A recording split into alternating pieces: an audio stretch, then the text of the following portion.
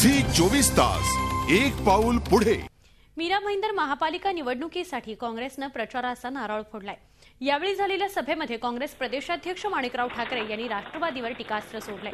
मीरा भाईंदरचा पुढचा महापौर काँग्रेसचा असेल असा विश्वासही त्यांनी व्यक्त केलाय।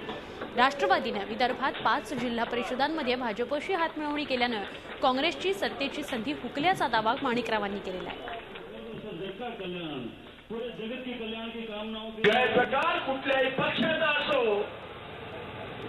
आमच्या कुठल्या मित्रपक्ष जरी सरकारमध्ये असला तर त्याचा गैरप्रकार कदापि आम्ही खपून घेणार नाही आणि मुख्यमंत्र्यांनी आपल्या सर्वांसमक्ष राज्यातील जनतेसमोर दाखवून दिले नाही की आमचा पक्ष आता 1 नंबरवर राहणार, काँग्रेस पक्ष कुठेतरी खाली जाणार। काय चित्र झालं राज्यामध्ये?